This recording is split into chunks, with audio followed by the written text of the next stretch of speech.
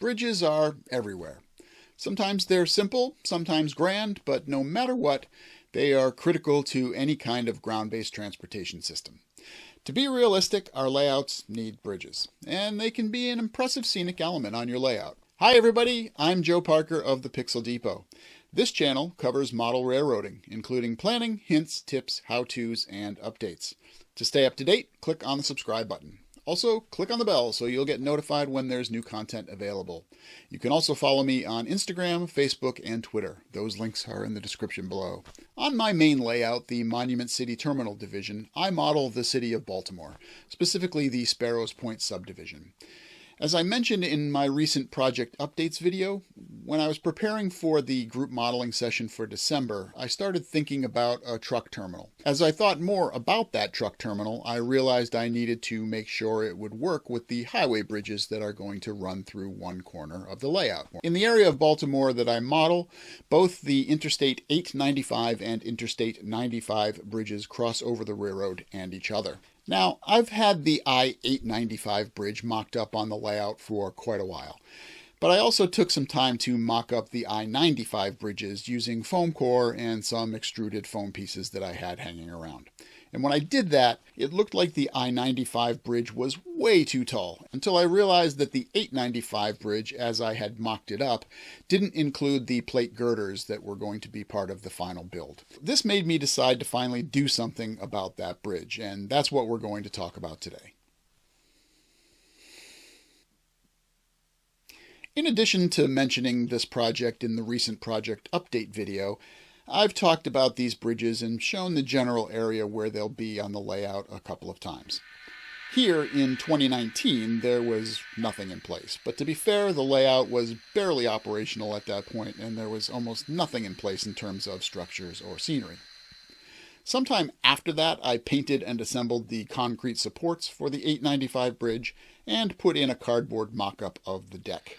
By the time of the March 2021 update and the April 2021 layout overview videos, not only were the supports in place, but I'd also cut the large piece of styrene sheet that will form the basis of the bridge deck. In this footage from my September op session, I'd purchased the resin pieces that I'm using to represent the large plate girders used on the prototype bridge. You can see them here in the foreground, and I'll talk about those more in a minute. So now it's time to build the bridge for real, but before I do that, let's talk about a little history. What is now Interstate 895 in Baltimore is known as the Harbor Tunnel Thruway. The bridges that go over the railroad are known as the Canton Viaduct, and those connect to the Harbor Tunnel. Now, while the tunnel and its connecting roadways have been in place for many, many years, it wasn't until 1979 that the road was designated an interstate highway. It was given the number 895. At that time, its parent road, Interstate 95, wasn't finished through the city of Baltimore yet. In fact, the project wasn't complete until 1985, a year after the time frame of my layout. That means that on my layout, I-895 is in use, but the I-95 bridges are not, although they're essentially complete. This actually works out well for me because I'm not a fan of scenes where motion is supposed to be taking place, but things are perfectly still. I don't like it when the trains are moving, but nothing else that should be moving is. So it'll be nice to have the I-95 bridges basically empty with maybe some construction equipment on it. I'll take care of the 895 bridges by making that look as if there's a big traffic jam on it. From what I understand, at that period of time, traffic was extremely heavy on the bridge and traffic jams were common. I'm modeling 895 as a single bridge, but the road actually uses two individual bridges that are very, very close together. But this is a compromise I can live with. It was my friend Nate who pointed out that the bridges are actually built using a series of parallel plate girders, as you can see here, as opposed to the I-95 bridges, which were built later and use a more modern I-beam construction. Now, if you're a regular viewer of the channel, you know that I strive for accuracy as much as I can. So obviously I wanted to replicate the prototypical look as best I could, and I started looking around for ways to build the bridge. So let's talk about that. I wanted the bridge to look like the prototype as much as possible, but I didn't want to break the bank too much while trying to build it. The footprint of the bridge on the layout is pretty big, measuring 43 inches on one side and 31 inches on the other. The plate girders are pretty tall as well. I considered using evergreen styrene I-beams as a starting point. If I had done that, I would have built out the plate look using additional styrene strip, but as it turns out, evergreen didn't offer the I-beams in a size large enough for me to be able to do that. I then turned to Central Valley parts, and they have pretty much exactly what I need in pretty much exactly the right size. However, I would have needed a second mortgage on my house to buy enough parts to do the bridge justice, especially if I really tried to come close to the density of plates that run under the prototype bridge. I mean, those are really close together and there are a lot of them. So I continued to look and eventually ran across something offered by Scenic Express that I thought might work.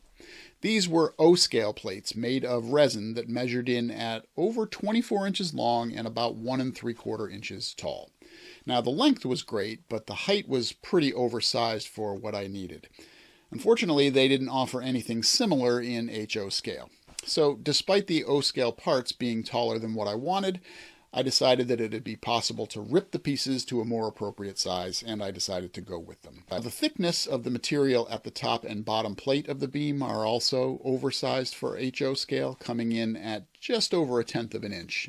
That scales out to about 9 inches, but again, it was a compromise I could live with. So doing some calculations using the styrene sheet deck I had, I determined that 10 pieces would give me enough length for 6 runs of plates under the bridge, including the 2 edges. While that wouldn't replicate the density found on the real bridge, I thought it would be enough to provide the look and feel I was after without breaking the bank. Although, to be honest, these weren't all that cheap either. They were expensive enough that I considered not getting them at all, but someone nice bought them for me as a present, so away we go. I was looking for a way to rip the pieces that would provide uniformity while not damaging the resin parts, which can be a little brittle.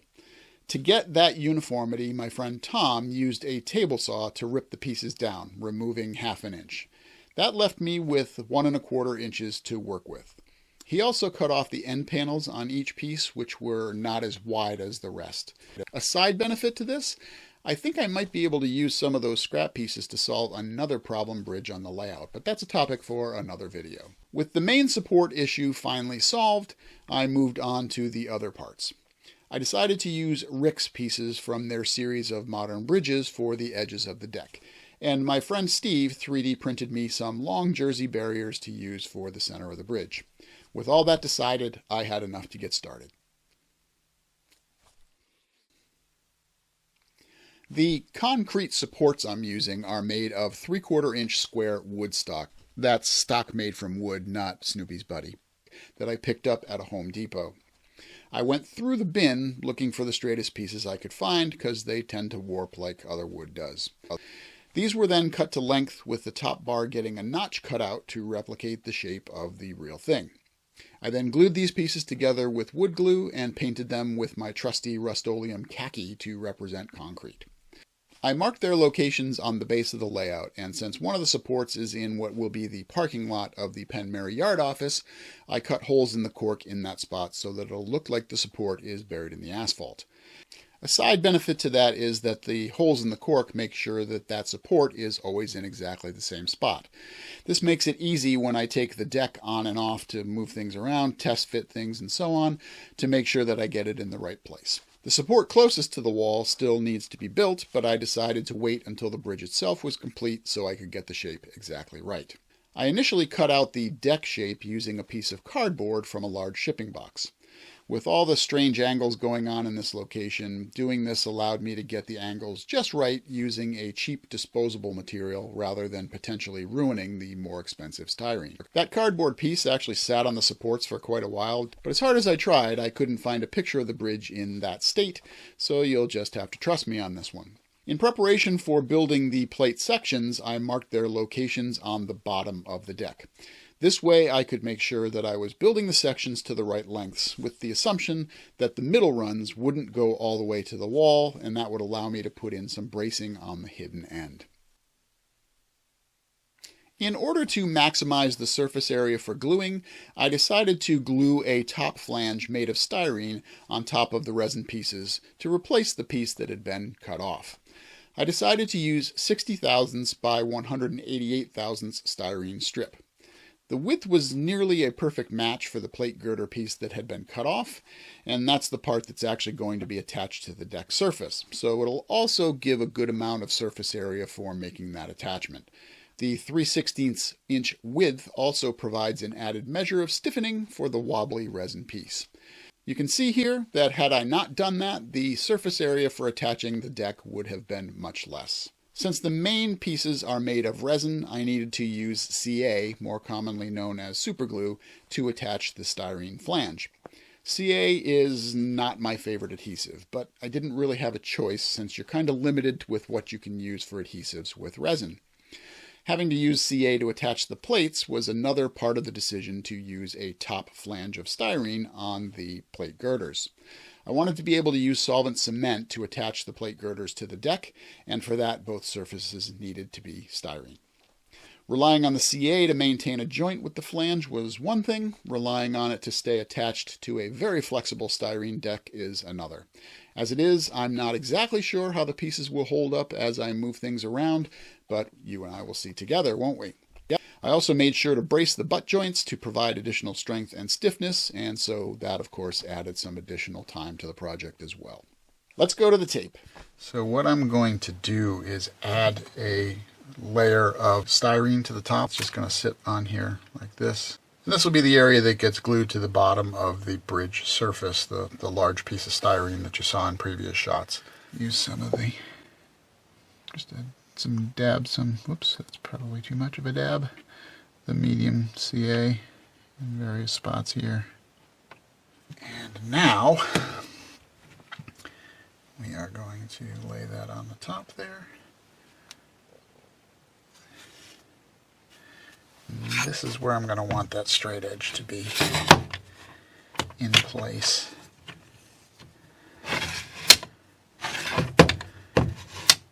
Because I want that styrene to stay right up on the top there.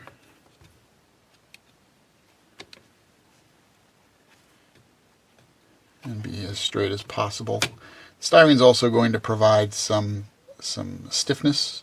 The resin pieces are pretty floppy. So this is going to need to dry for a while. So taking my cue from Julia Child and some of the old cooking shows, I have already prepared a version of this, as you can see. Talking about the flexibility of the resin, you can see here it flexes quite a bit. With the styrene on the top, it gives it, it's still flexible and still moves around, but it gives it a little bit of added stability. I'm going to add this together. It'll provide a little bit more flexibility as well. And then when it's glued to the surface, the road surface, these should be quite stiff at that point. Okay, this should have set enough that I can actually move it away. I'm sure it's going to be stuck at least a little bit to the straight edge. I'll take that off. The next step that we are going to do is to cut this end. This end will go up against the wall. So I'll show you where this is supposed to go, as well as how I got this marking for this angle.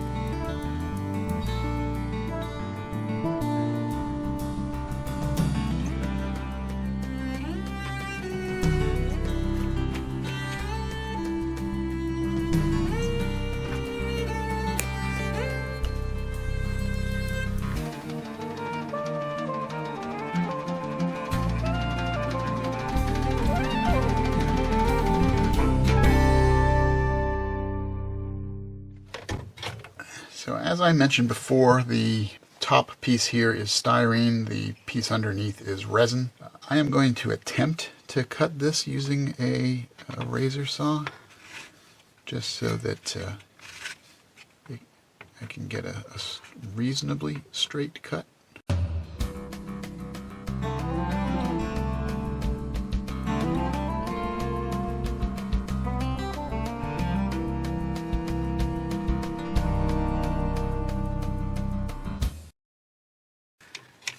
Do some surgery there. I will clean this up now with the trusty emery board, and we'll see what we've got. Alright, there's enough material left here that I'm going to take some of it down with the coarse sandpaper first, and then I will clean up with the emery board.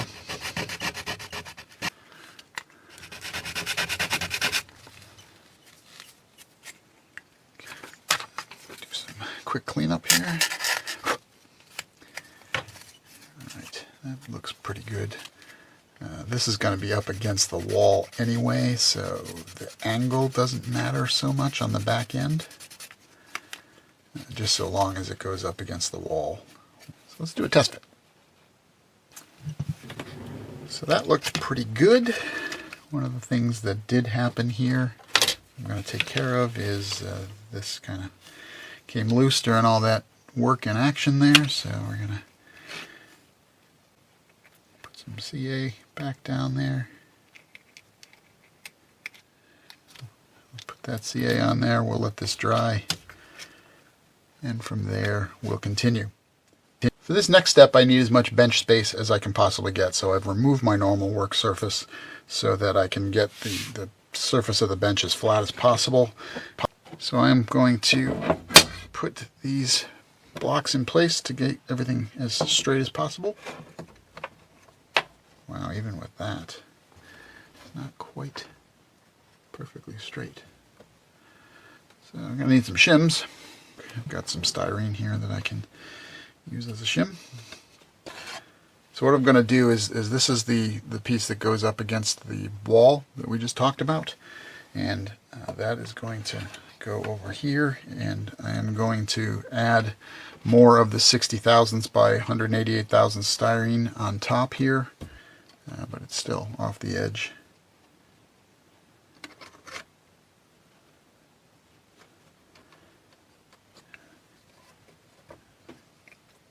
There's a couple of reasons for this. One is it'll provide some extra stiffness along this butt joint that I've got going on here, although I do plan to use some scrap styrene that I've got here in order to go on the inside of that to provide some additional strength, and hopefully it won't go flopping around. But this will also ensure that everything is still flush and so on. So same principle as before. Put our CA on.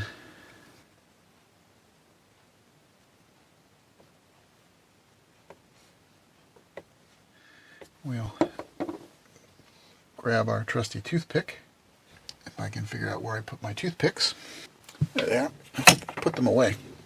Heaven forbid I put anything away, then I lose it. But some of these globs here we can spread out. It's the return of the makeshift palette. We'll surface here.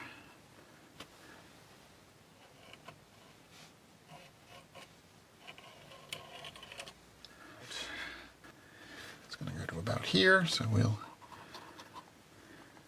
load up some CA on this section as well, so that should give us some decent coverage. Sorry for the noise. Put that in there. Sit down. Put a little bit more on here.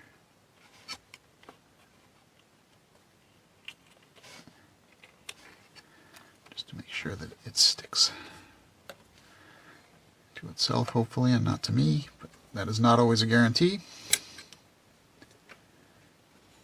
As you can see, I used my 1, 2, 3 blocks and my square braces to provide weight and stability while gluing the flanges to the girders. So completing all those took a couple of days in real time as I glue the pieces together and then leave them to set in between other daily life tasks. And once again, we wait. Determined that this end doesn't want to attach very well, so I've got a thin square here that should provide some weight, so I'll drop that down there, and hopefully that gives enough additional weight that that's going to stick. So this is the bottom of the road surface. This is what I will be attaching the plates to. I've marked at regular intervals, although they're not exactly the same. There's more space in the middle. the spots where those will be glued, so that when I'm gluing them on there, I've got a good line to look at. I'm just going to mark those now with a pencil.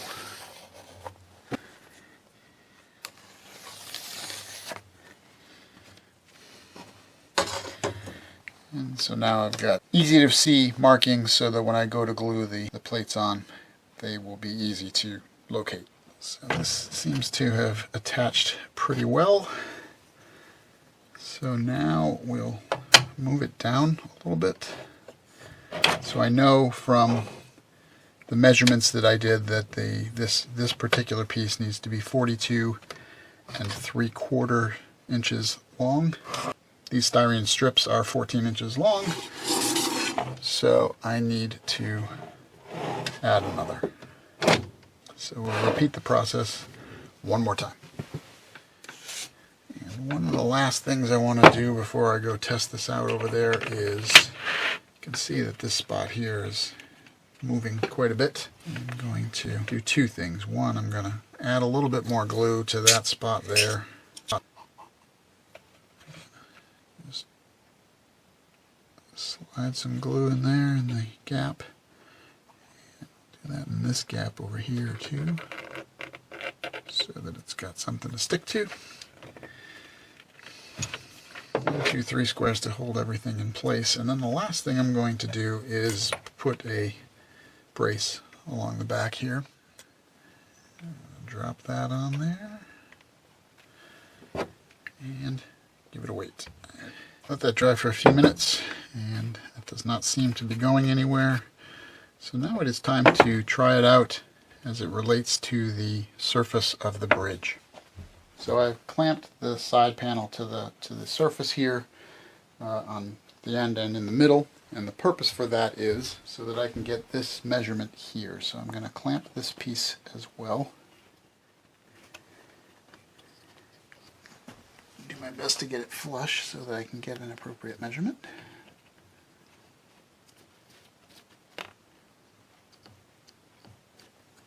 Now I'll take this piece of styrene here, put it up against the end, and I should be able to get a measurement of where to cut that piece of styrene.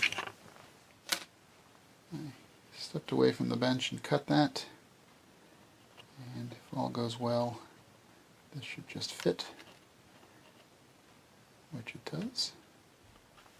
Before I leave this particular area, I will need to mark this under here as well, so that I can cut this and get it flush. So we'll have this piece on top, and much like the other end, cut it so that that is a straight line down. Just because of the angles involved, I cheated a little bit and did not show that actual gluing process, but here it is in that jig. I once again use the square to keep things in there and straight, and here is how the piece lies in there. So it's my end. Detach it from the straight edge. Maybe. Apparently I used a little too much glue. There we go. So there's my piece, corner piece. We will need to cut this down like we did on the other side, but essentially this piece is done. Oops. So much for that idea. Okay, so that's attached there now.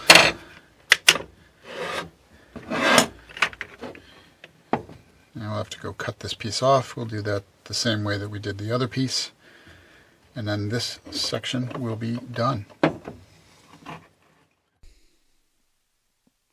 The next step will be to paint the plate girders, and then I can start to attach pieces. Unfortunately, these girders are too long to fit in my spray booth, so I'll likely need to paint them outside. However, it is winter in New England, so there's not an abundance of days that are warm and dry enough to do that. Hopefully the weather will cooperate within the next couple of days. Otherwise, I will pull out the respirator and just paint them in the basement. We'll cover all that in the next video. So that's all for this episode. The bridge is a pretty large project, and so I took the time to plan it out before diving in. Of course, the time frame for planning that we're talking about is like a year, but who's counting? Have you built a similar bridge for your layout? Did you do anything different than what I've done here? Any tips for me that I can use during the construction phase or for the upcoming Interstate 95 bridges? Let me know in the comments below. Make sure you subscribe and click the bell so you'll be the first to know when new videos go live. And finally, use those comments to include any other suggestions or questions. Check out the links in the description to learn about supporting the channel on Patreon, as well as great Pixel Depot themed shirts and other merchandise that you can buy. You can also get more information about other projects I've done for the Monument City Terminal Division by clicking up here.